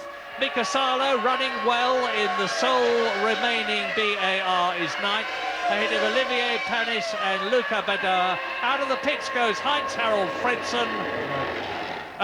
Goes Damon Hill. Frentzen already out of the race, of course. We've just seen him retire. Luca Badar is 11th. Marc Genet is 12th. And there are 12 runners left out of the 22 who started, as we look at Rubens Barrichello closing up on Damon Hill. Now, Barrichello has got the new Ford Cosworth V10 engine, which is the smallest allegedly, the lightest allegedly, and certainly one of the 2 most powerful. They just got to make it reliable. It's been reliable in this race, as has Johnny Herbert's. They're running at reduced revs in comparison with qualifying. And out goes Panis, Olivier Panis, from 10th position. Well, the mice are getting at the machinery now. I wonder how many are going to finish. If we get back to the tactics of Ferraris, I mean, it really seemed to demoralize David when Michael went out and was going so quickly, and you really thought it was all over. But then he came in for a stop, so if David could have stayed up with him, he could have had a chance. But what What a tactic. Well, we've got 12 laps now, and Michael Schumacher is about 6.5 seconds ahead of Coulthard, but in the previous lap, Coulthard took half a second out of the Ferrari. Now, you never know in this situation whether the car leading has got a minor problem or whether the driver is just being extremely intelligent and pacing himself to the end of the race. In this situation, with the gap now under 6 seconds, as you see from that caption, I would have thought it was the latter, that Michael Schumacher was pacing himself. But there's still some way to go. We're on lap 52. Michael Schumacher leads David Coulthard by just under 6 seconds. Barrichello is third ahead of Damon Hill. Johnny Herbert is fifth. Fisichella is sixth. We're going to a break.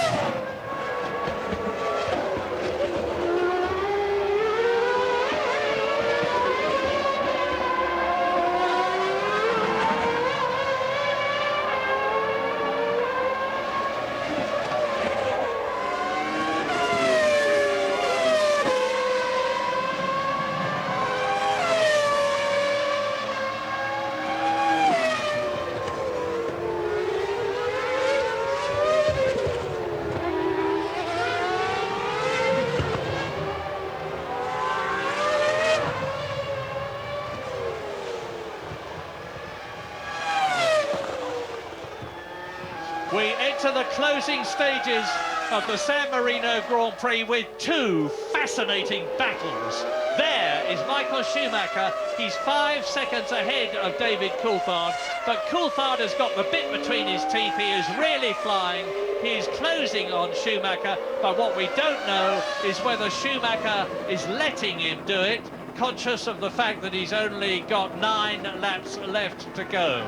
And the second battle is between Rubens Barrichello, who is now in 3rd position in the Stewart, and Damon Hill, who is 4th, and catching the Brazilian in the Stewart. Johnny Herbert is still in 5th position. He's been lapped. Only 4 drivers are on the same lap, as off goes Pedro Diniz in the Sauber, and he was in 12th position.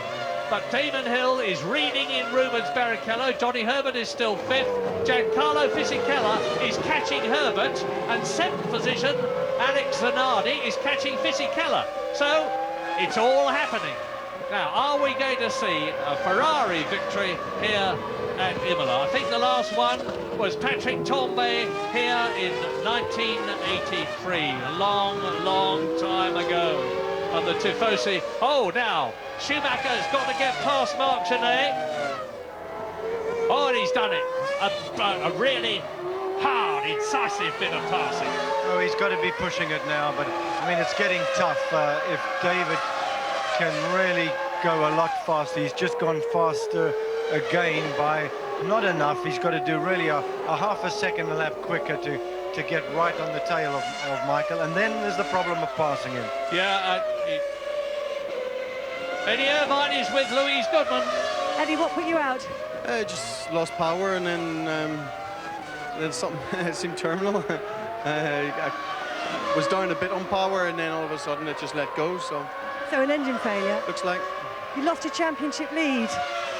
Not yet.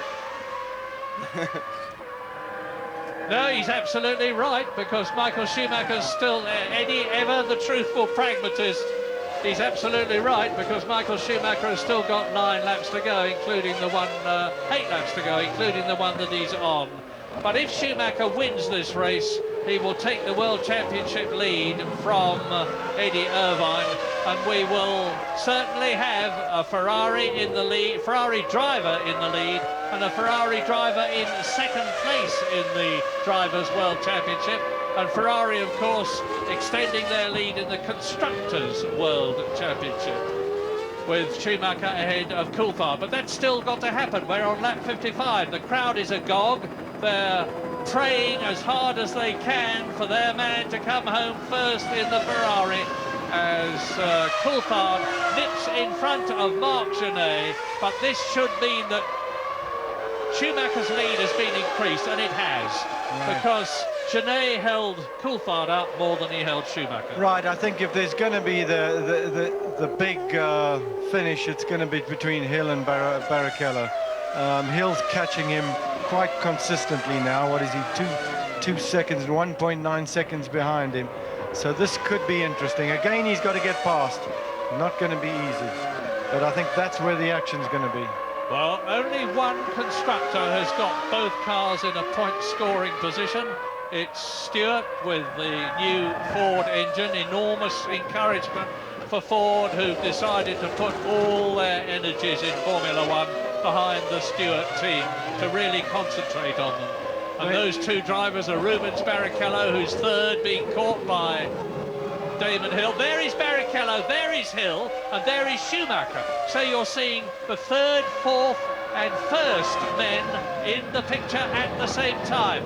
Now this is going to give David Coulthard an opportunity to close up, because there's not all that much difference in time, lap time, between Damon Hill, who's lapping in about 1 minute 30.3, and Schumacher, who's lapping in 1 minute 30.1. And it would therefore need Damon Hill to move over and let Schumacher through. And which I don't think will happen. No, they're not. He's not his best friend. No, he's not his best friend, and also he's trying to gain a place. Mind you, I think Michael's too quick. There he goes. We're both wrong. Yeah, We're both wrong. Yeah. Damon could have held him back there if he'd had a mind to, but he's done the sporting thing and moved over. Now perhaps Michael will give him a bit of a tow up to Rubens Barrichello in the white Stewart. We're on lap 57. Louise Goodman is with Heinz-Harald Frentzen. Heinz-Harald, there were some suggestions that you might have gone off on Eddie Irvine's oil. Was that the case? Well, I don't think there's other reason that I spin off in the middle of the straight, and unfortunately there was no marshal signing me any danger of oil or anything, and disappointing. So an accident that you feel shouldn't have happened? Well, I mean, accident happens in Formula One. That is possible. No, unfortunately, I was going to have good points this race as well, and only the marshal wasn't quick enough today to react. That would have saved me some points. Bad luck, Heinz-Harald. Come on, Heinz-Harald, tell them what you really think. Being the gentleman as ever, lovely chap, but out of the race, and that's only one Jordan is going to finish, if provided Damon Hill does. There he is in the background. Lap 57. So 58, 59, 61 and 2 to go. Michael Schumacher is being caught again by David Coulthard, but David has got to get past Damon Hill. I'm sure Damon won't make it difficult. He'll know what the situation is. He'll recognise the McLaren. He'll know it's his friend David Coulthard. There he is. The gap is down to 4.7 seconds. It was a mighty close finish last year, but the positions were reversed. David Coulthard was leading Michael Schumacher. Schumacher was catching Coulthard, who'd got a bit of a problem, and the gap at the end of the race was just 5 seconds only between David Coulthard, who won it, and Michael Schumacher, who was in second place. Lap 58. Jackie must be very happy if you think that his cars were leading the race in Brazil, and now they got both cars in the points. you don't have to think back very far to think how good he must be feeling. No, and people don't realise and don't give credit for the fact that getting a Formula One team going at all is a mighty difficult job. Getting it up to race, podium and even winning speed is a terrific job. I know Jackie sold forward on the concept of a 5-year plan. Well, he's up on the podium on the second, in the third year. Tremendous achievement. More news from Ferrari, James Allen. Well, let's just put this strategy thing to bed once and for all. It caught us all by surprise, Michael Schumacher's second stop, but I've just had it confirmed from Ferrari. This was their original strategy. The idea was to run long on the first stop and then put in 2 lightish fuel loads to protect the brakes at the middle and the end of the race, but of course they made it look like they were on a one-stopper in the early stages. It was a flexible strategy designed to take in whatever Häkkinen and Coulthard might have done. But what was interesting about it was it demoralised both Coulthard and McLaren. When Schumacher got out in front after those first stops, the sort of shoulders dropped at McLaren. DC's shoulders too, no doubt, in the cockpit. It's been a fascinating strategic battle today. I must agree. I was thinking exactly the same. He really what they did is demoralise David out there. Although I'm not sure he's having a little bit of handling problems, but still, I agree with you, absolutely. He's now 4.4 seconds behind the car you're looking at, Michael Schumacher, but he's got Damon Hill in front of him and he's got Rubens Barrichello in front of him. And I just do not believe that, provided the Ferrari keeps going, and it's always a big provided in any race, but David Coulthard can get past Hill, catch Barrichello, get past him and catch Michael Schumacher, never mind get past the brilliant German. It's on lap 59 now. There's only 3 laps to go at the end of this one, each of them of 3.06 miles. So under 10 miles to go for Michael Schumacher for his first win of 1999. I must be very careful. That would be, there you see, there is Barrichello, third, Hill fourth, Coulthard in second position, race leader Michael Schumacher. But you see what I'm talking about when I talk about the sandwich. The sandwich is Barrichello and Hill, and the bread is Schumacher's Ferrari and David Coulthard's McLaren in the background. And Michael Schumacher is on his 60th lap. His people in the pit lane will be talking to him, telling him on the radio exactly what the situation is. Yes, I think it's fairly safe as long as the cars finish without a problem.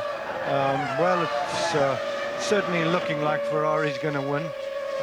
I said it in the beginning for very much the wrong reasons, but still, Ferrari must be very happy winning in Italy if they can. Well, they haven't, because out goes Johnny Herbert. The engine has let go. Bad luck indeed. Now let's hope that Rubens Barrichello can keep going. That means that Fisichella moves up into 5th position, and Alex Zanardi as Paul Stewart on the right, Jackie Stewart, his father, on the left. Look at the monitors. You can see what the problem is easily enough. Let's hope that he hasn't dropped any oil on the corner. Well, there's something. I think he has, yes. Yeah. Oh, it was pouring out the side of the radiator, some liquid there. Well, they looked more like water than oil. Yeah, the flag marshals need to do a pretty nifty job, but meantime, David Coulthard is now, Michael Schumacher is on his 61st lap, this one and the next one, and there's still Barrichello, Hill, Coulthard, 4.3 seconds behind. It's not a question of time so much as the distance that David has got between him and Michael Schumacher left to try to get past Damon Hill, and it looks to me as though there's absolutely no chance that he's going to do it. So we have a new 5th position driver in Giancarlo Fisichella. All the hard work that Benetton did overnight to try to make their car handle better has paid off in the end analysis, and a Sauber looks as though it's going to finish in 6th place, driven by Jean Alesi, the very popular French driver, and Alesi has yet to score points this year. In fact, he's yet to finish in a race this year, because he failed to finish in Australia, failed to finish in Brazil. Michael Schumacher dropping down to the Rivezza from a speed of 180 miles an hour.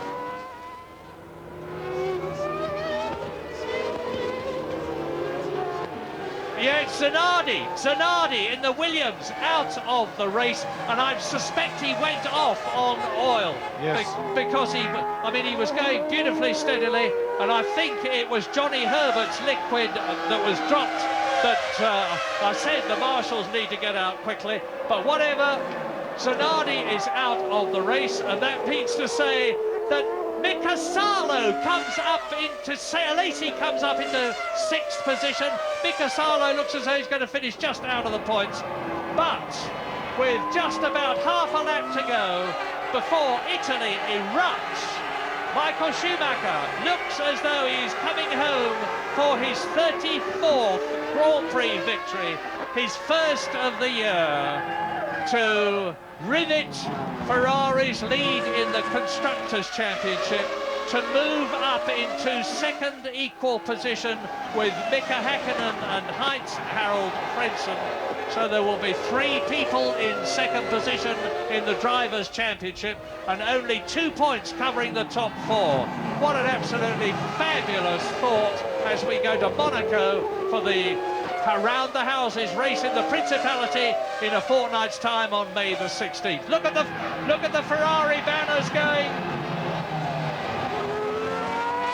And Mika Salo is out of the race. I can tell you he's being pushed down the pit lane as Michael Schumacher comes down to the Traguardo for the last time. Round turn 16, turn 17, to win the San Marino Grand Prix. Fist aloft, a gesture of victory. A wonderful win for Michael Schumacher and Ferrari, and the Ferrari team are justifiably, absolutely euphoric. Well, it was not to be McLaren's race after all. Mika Häkkinen out very early. A brilliant strategy. I think that's what sewed it up for Schumacher with his skill and experience. I mean, you look at it now to the first sort of quarter of the race when Mika was just dominating it, and you see what happens. The Ferraris must be very, very happy, and you must say that Michael looks tough. He looks really tough to do the championship, although the McLarens were very, very fast at the beginning. Well, there's no doubt about it. It's the conventional wisdom that he's the finest driver of his day. He's proved it today, not only by winning the race the way he has, but his dominance once he had taken the lead. And he leads the Drivers' Championship now by 4 points. As I expected, Ferrari drivers are first and second, with Eddie Irvine 4 points behind his team leader, second in the championship, ahead of Heinz-Harald Frentzen and Mika Häkkinen, tying for third place on 10 points. Ralf Schumacher is in 5th place, 1 point ahead of David Coulthard, who finishes second, but a rather bitter defeat, I think, for David. He drove his heart out, as he always does, but the superior tactics and, frankly, the superior speed and reliability, there's the story of the race. Mika Häkkinen's shattered McLaren lying by the side of the road after he had pushed so hard to get a 20-second lead, only to go off. And I'm expecting a crowd invasion here, although it's going to be very difficult for them on account of the fact that there's netting all the way round. But not in Italy. It's not difficult for them to get through a bit of barbed wire. Well, here we are. There's the Ferrari, and Michael Schumacher wins the San Marino Grand Prix for the second time. First in 1994 for Benetton, second last year, second the year before, first in 1999, brilliantly to take those 10 vital World Championship points.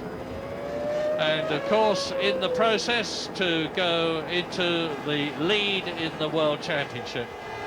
Michael joined Ferrari to lead their renaissance. He said he could have had more money, believe it or not. He's paid about £25 million a year. He could have made more money somewhere else. He said it wasn't the money, it was the thought of being able to lead Ferrari back to where he believes they ought to be, at the front. Well, he's showing every sign of doing it. This is a Ferrari renaissance, a Ferrari revival. Italy will be overjoyed. Ferrari fans all around the world will be overjoyed, particularly with the knowledge that they now lead the Constructors' Championship by a massive 12 points after only 3 races from McLaren. Jordan are in 3rd place, where they want to finish the championship at worst and beat McLaren if they can. They're only 3 points behind McLaren, and they are 6 points ahead of Williams, who are 4th, and 7 points ahead of Benetton, who are 5th, with Jackie Stewart's team in a fine 6th position on 4 World Championship points. The top 11, because only 11 finished here out of the 22 who started, 50%. Michael Schumacher wins by 4.2 seconds from David Coulthard. Ferrari beats McLaren. Barrichello 3rd, 1 lap down, just ahead, less than a second ahead of Damon Hill, who gets his first World Championship points of the year. Giancarlo Fisichella finishes 5th and gets 2 points for Benetton.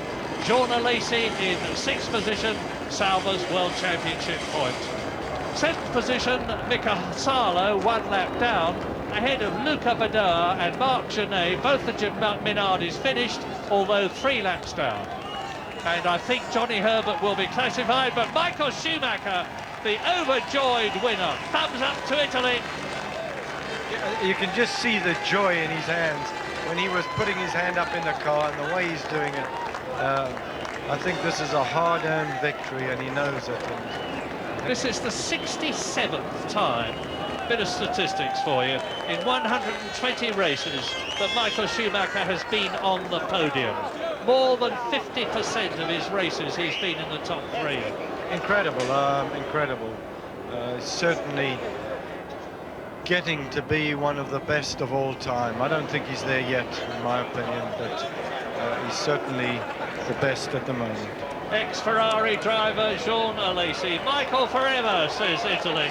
Well, they won't be changing their mind after today as he gets on the scales, as they have to do. The first 3 always have to get on the scales because the cars are weighed, the drivers are weighed, and if their joint weights are less than a mandatory figure, they're in trouble. But it won't be with Ferrari and Michael Schumacher. Well, I can tell you that a very, very happy Italian crowd are starting to go home in front of me, particularly as they see Mika Häkkinen's broken McLaren being transported down the pit straight in front of them.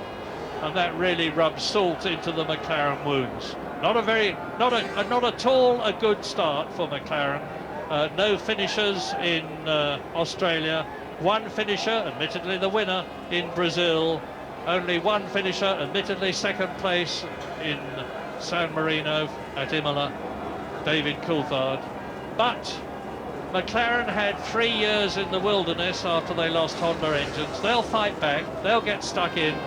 Ron Dennis says there is only one recipe for lack of success, and that is a lot of very hard work. And they know what that is all about at Woking. But then Ferrari know exactly the same thing. It looks as though we're in for a wonderful rest of the season. Yes, and Murray, I just want to thank you. It's been really good fun working with the whole team from ITV. I've really enjoyed it. And the people that are going to write into Autosport insulting me, don't bother. I know how bad I was. Oh, nonsense, Jody. Really nice to have you with us. Well, now we wait for the podium ceremony, and the very happy Rubens Barrichello up there. It's been a great race for Stewart. They nearly had two drivers in the top 6. Well, it's lovely to see Michael Schumacher. There's the famous Schumacher leap. There's a man who's always happy to show that he's pleased to have won the race. Not everybody is like that. Some of them look as though they've lost it. But now the German national anthem rings out for Michael Schumacher, winner at Imola.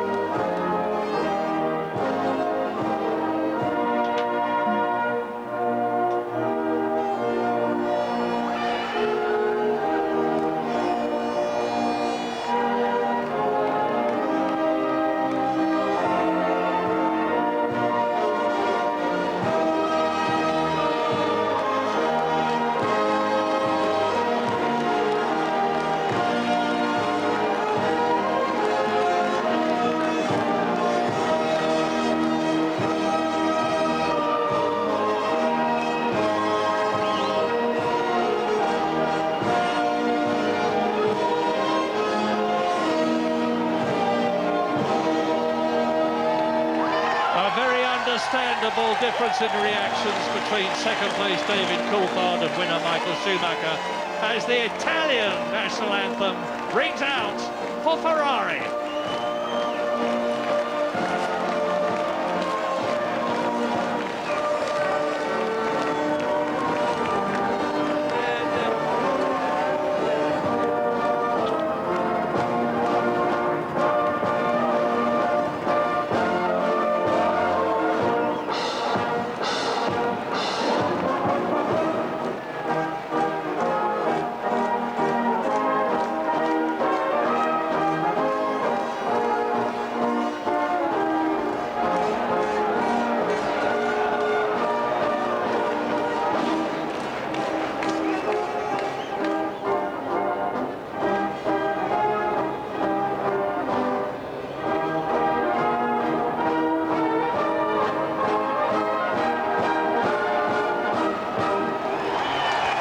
Tactician Michael Schumacher wins for Ferrari in Italy. A very appropriate result. Ferrari drivers lead the Drivers' Championship. Ferrari leads the Constructors' Championship. And there's a mighty big trophy for Michael to take home to his home in Switzerland. You'll need an even bigger trophy cabinet for that one. David Coulthard takes the trophy for second place. It could have been so much better, but it was destined not to be. Murray, is it going to be a dominance, or at least a repeat of last year when the McLarens dominate in speed and Ferrari seems to pull them out all the time? Well, they certainly seem to be going that way, Jody. Ferrari have got the reliability, and who knows better than you that to get points you've got to finish in the race. Yes, you've got to finish at the highest possible speed, but Ferrari did it last year, as you rightly point out, and on reliability, and they may well do it again.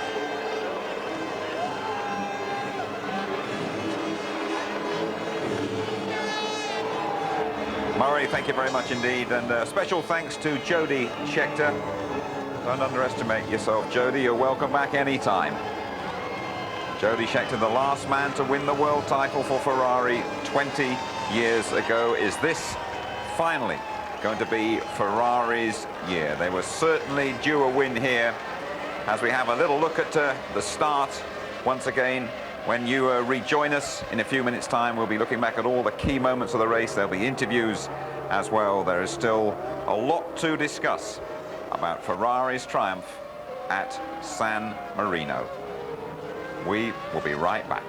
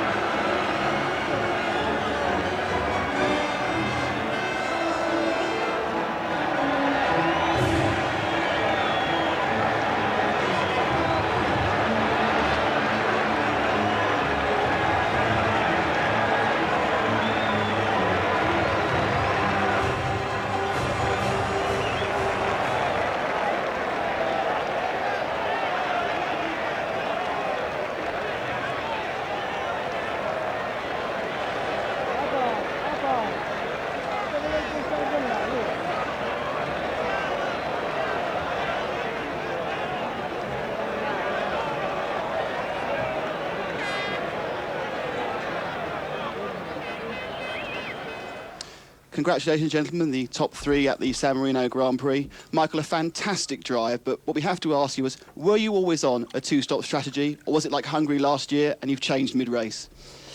To be honest, the way we did it, we had the option to go either way, and if we would have gone to a clear one-stop strategy, it would have meant we would have stuck behind. As he was staying out there was no chance to overtake, so there was no big risk to go for a two-stopper and at least try and see what happens. And we did it. I mean, Ross is obviously fantastic in that, but I'd say this weekend, if at all, it was a team victory. I mean, we worked very hard all the last couple of weeks to come back here at Imola Grand Prix. We knew we were lacking performance the first 2 races, but we knew as well the championship can't go that way if we want to win it, and so we had to turn it around. And this weekend, I guess to some extent, we turned it around. We were close in qualifying, we were fast in race condition, and obviously thanks to the team, because they've done a great job, strategy-wise, car performance-wise, everything. And I hope it makes up for the 2 bad races we had in the beginning of the season. I hope people will forgive me for that. Now, the middle section of the race, you went very, very hard, but you had a lot of traffic problems, especially with Saubers. How did you see that? I mean, that's just the way it is here. It's difficult to overtake, to be honest. And the other guys raced their race, and I was thinking I wouldn't do it because I was so much in traffic that I couldn't really use all my performance. I knew I was on light fuel and new tyres, and I had to go for it. So it was a pretty difficult situation, but obviously difficult as well for David. And even I was stuck in traffic, I seemed still to make up the gap which I needed for the pit stop for the extra one. Thank you, Michael. David, are you happy to have opened your account for 1999 or just disappointed to be second? No, obviously I'm happy to come away with some points from this race. Clearly, though, I had the performance to win today, and just disappointed. You know, as Michael's already said, then it's always difficult to overtake the back markers here. But I think it was particularly they were particularly uncooperative when I was behind them. I lost a lot of time in the traffic, and that was the difference between coming out behind Michael or in front of him. As it may well have cost you the win, is there anything that can be done to alleviate that from happening in the future? I think, you know, it takes understanding from all the drivers. You know, they are running their races and they don't want to give up position. But you know, if you're a lap down and you're being lapped, then I think you have to accept, you know, maybe a loss of half a second or so to let the leaders through. That's, you know, they may be leading a Grand Prix one day and the shoe's on the other foot. Thank you, David. Rubens, Imola must be a circuit that holds a lot of emotion for you, but it must be nice, therefore, to have your first podium since Monaco 2 years ago here for the Stewart Ford team. First, I want to dedicate this to my friend Ayrton Senna.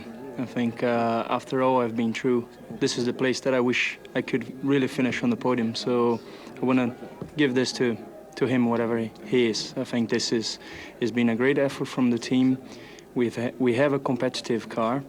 Obviously, it's not a quicker car than the Ferrari and then the McLaren, so we can be best of the rest and finish on the podium here in a place where I've been hurt and my feelings being really hurt. I think it's very emotional for me, and it's a pleasure really to be here. How much fun is it for you to finally be in a competitive car? Well, it's the first time I am in a competitive car. As I said, I don't think we are in a degree to race the big guys still, but we're making progress, and it's just whenever you start at the top 6, you're just having a good fight, and you can look after the tires, you can race yourself. I think I've been lucky today, because otherwise, if the Ferrari and the other McLaren were on the track, I wouldn't finish third. But you have to have some lucky whenever you're racing. Thank you, Rubens. Michael, you're first in the championship, Eddie second. Ferrari are leading the Constructors' Championship. But do you think you're now the match for McLaren? Obviously, we have been all weekend close. But on the other side, as you had seen, we weren't really faster. But that's our target, to be faster. We were a little bit behind, and due to the strategy and traffic, we made it up. But it needs a little bit further development to be really there. But we, as you say, we're leading the championship, and we now have obviously a little bit more time and margin to do this. Last year we always were fighting like 20 points behind and making it up and then losing it again and finally lose it. This year we wanted to do it differently, and we seem to do it differently thanks to various circumstances. But they have to be, and they sometimes happen in racing. You have to use them. Let's see how it goes on. Let's see how we improve our performance, and then we can expect some further good races.